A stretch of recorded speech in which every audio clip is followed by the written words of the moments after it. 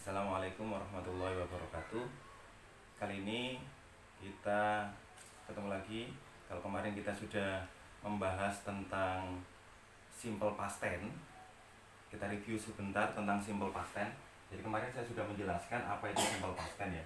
Jadi simple past tense itu adalah digunakan untuk membuat kalimat yang digunakan untuk menyatakan kegiatan yang sudah terjadi atau sudah lampau. Nah, rumusnya ada dua rumus yang kemarin sudah saya jelaskan. Ada subjek ditambah verb 2 ditambah objek, ada keterangan waktunya. Yang kedua ada subjek ditambah to be yang diikuti dengan noun atau adjektif ditambah dengan keterangan waktu. Apa bedanya kedua rumus ini? Yang pertama adalah ada verbnya. Jadi kalau kalian mau buat kalimat dengan kata kerja, maka yang digunakan adalah rumus pertama. Tapi kalau kalian mau buat kalimat dengan tanpa kata kerja, maka yang digunakan adalah rumus kedua dengan menggunakan to be 2. Ingat kemarin to be 2 ada dua, yaitu was and were, gitu ya. Saya buat contoh di sini. Ada yang pertama, I ate fried rice last night. Ada keterangan waktu last night. Last night itu apa? Malam kemarin. Maka ini menjadi sebuah kejadian yang sudah terjadi. Kalau sudah terjadi di sini, kata makannya, ate-nya bukan pakai bentuk pertama, tapi menggunakan bentuk kedua. Kalau bentuk pertama kan begini ya, eat, tulisannya eat begini. Ini verb satunya. Kenapa di sini nggak pakai verb 1? Karena keterangannya masa lampau. Kalau masa lampau pakainya verb 2. Lah ini verb 2-nya. Eat. Yang kedua, we studied English yesterday. Ada keterangan waktu yesterday. Yesterday itu apa? Kemarin. Kalau kemarin maka jelas ini adalah keterangan waktu masa lampau. Kalau masa lampau harusnya tidak pakai verb 1 tapi pakai verb 2. Kita lihat di sini. Oh, studied. Betul, ada id-nya. Id penanda bahwa dia verb 2. Nah, apa bedanya Pak? Kalau yang di sini kan study ditambah ed. Kalau di sini kok it jadi it. Kemarin sudah saya jelaskan, ada yang namanya irregular and regular verb.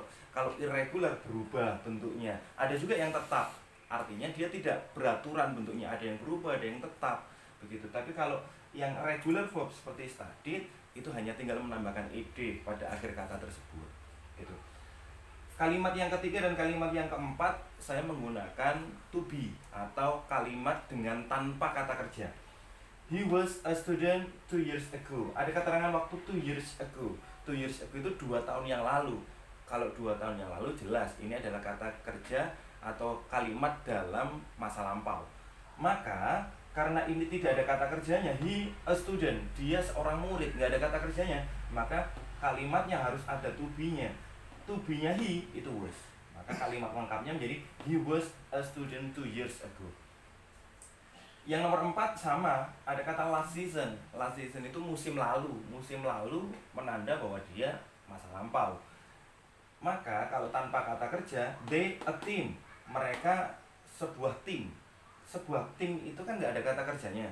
Maka harus ditambah dengan to be. To be-nya they, itu were. Maka kalimat lengkapnya menjadi they were a team last season. Gitu. Itu materi yang kemarin. Sekarang kita lanjut ke materi berikutnya, yaitu forms of simple past tense. Jadi bentuknya ada positif, ada negatif, ada interrogatif. Yang mana interrogatif itu ada yes or no question. Apa itu yes or no question? Yang mana jawabannya hanya tinggal yes or no. Hanya jawab iya atau tidak. Ada juga pertanyaan yang WH question. WH question itu kalimat pertanyaan yang butuh penjelasan ketika menjawabnya. Jadi contohnya apa, kapan, di mana gitu. Di mana kamu beli nasi goreng kemarin, maka penjelasannya, jawabannya harus dijelaskan juga. Saya beli nasi goreng kemarin di mana gitu. Itu ya question. Oke, kita mulai dari yang positif dulu. Kita ambil dari contoh yang ini dulu. I ate fried rice last night. Itu kalimat positifnya.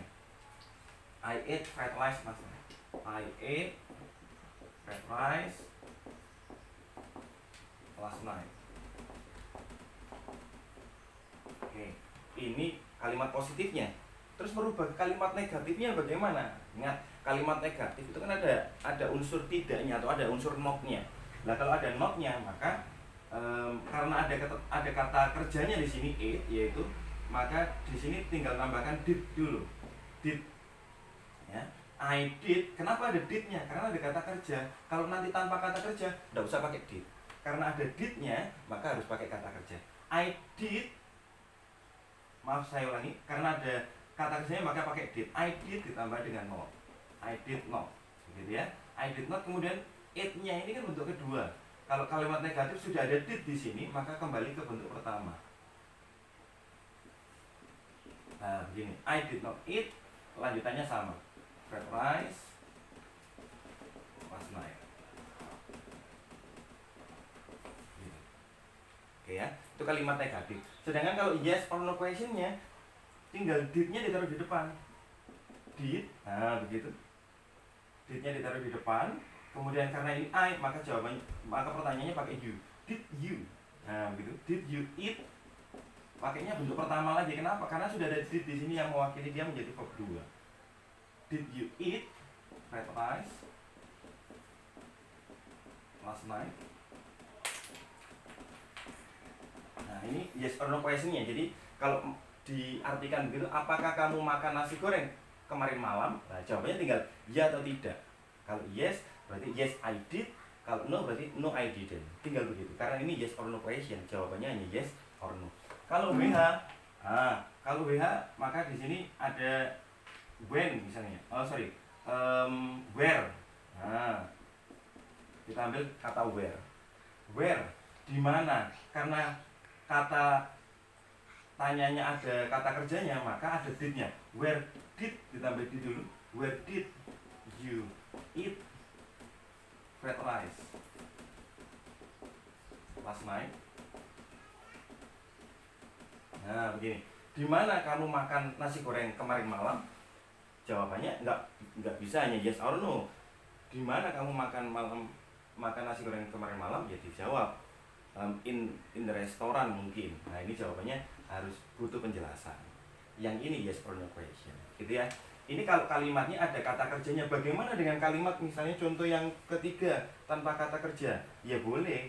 Kalimat positifnya misalnya saya tulis he was a student 2 years ago. Ini. Nah, kalimat negatifnya bagaimana? Karena tanpa kata kerja nggak boleh ditambah did. Ingat did itu kalau ada kata kerjanya. Karena ini nggak ada kata kerjanya, tinggal tambah aja not setelah to be-nya. He was not. Nah begini, he was not a student 2 years ago.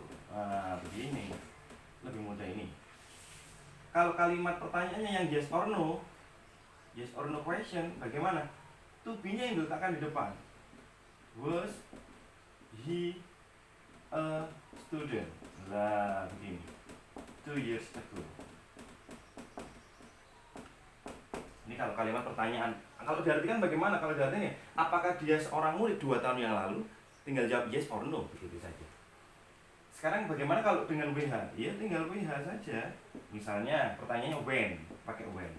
Nah, when ada to be dulu. Kenapa ada to be? Karena tanpa kata kerja. When was he a student? Nah, begini. When was he student? Kapan dia seorang murid? Jawabannya menjadi 2 years ago, 2 tahun yang lalu. Gitu. Jadi ini materi kali ini yaitu tentang forms of simple past tense. Bentuk-bentuk dari simple past tense ada positif, ada negatif, ada interrogatif, dan bentuk-bentuknya seperti itu. Setelah video ini ada 10 pertanyaan tentang forms of simple past tense. Silahkan dikerjakan dengan sungguh-sungguh dan hati-hati karena ada beberapa soal yang butuh ketelitian untuk menjawabnya. Jika memang butuh diulangi kembali videonya, silahkan diulangi lagi. Jika memang buka catatannya, buka kamusnya, silahkan dibuka kamusnya. Terima kasih. Assalamualaikum warahmatullahi wabarakatuh.